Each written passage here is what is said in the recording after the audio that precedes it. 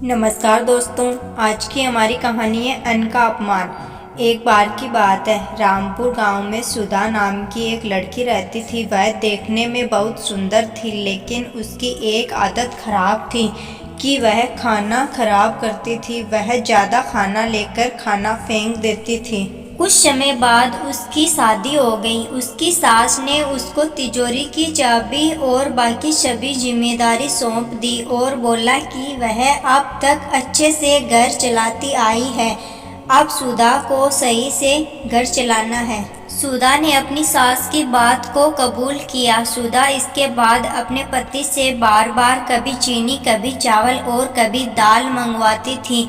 जब उसकी सास को इस बारे में पता चला तो वह सुधा को बोली कि तुम महीने भर का राशन एक बार में क्यों नहीं मंगवाती। सुधा ने बताया कि वह एक साथ मंगवाती है, लेकिन वह कम पड़ जाता है। सुधा की सास ने इसके बाद पता लगाने के लिए कि राशन कहाँ जाता है, रसोई में थोड़ी नज़र रखनी शुरू कर दी।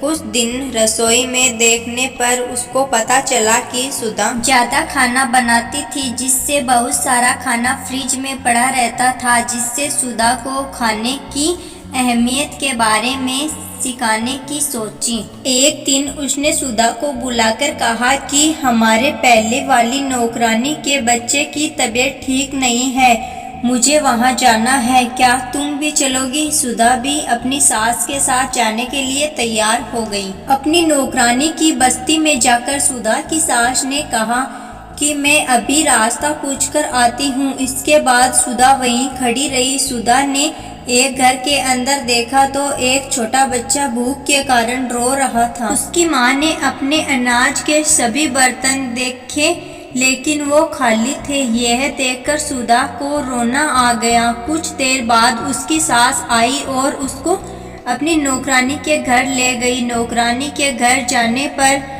उसका लड़का बीमार लेटा हुआ था। जब सुधा की सास ने बीमारी का कारण पूछा तो नौकरानी ने कहा कि वह एक घर से बचा हुआ भोजन लेकर आई थी, लेकिन उसको नहीं पता था कि वह खाना खराब था, जिससे उसके बेटे की तबीयत खराब हो जाएगी। यह कहकर वह रोने लगी। कुछ देर के बाद सुधा और उसकी सास अपने घर आ गई। घर आने पर सुधा अपनी सास के गले लगकर रोने लगी। जब उसकी सास ने कारण पूछा तो सुधा ने बताया कि मैं खाने को कितना बर्बाद करती थी और किसी को खाने के लिए 2 वक्त की रोटी भी नहीं है। उसने कहा कि अब से वह खाने को कभी बर्बाद नहीं करेगी। सुधा को खाने की कीमत महसूस होने पर उसकी सास खुश थी। सीख, इस कहानी से हमें यह सीख मिलती है कि हमें अन्न को बर्बाद नहीं करना चाहिए। उम्मीद करती हूँ दोस्तों, आज की मेरी ये कहानी आप सभी को अच्छी लगी होगी। अगर कहानी अच्छी लगी है तो हमारे चैनल को सब्सक्राइब करना ना भूलें। धन्यवाद।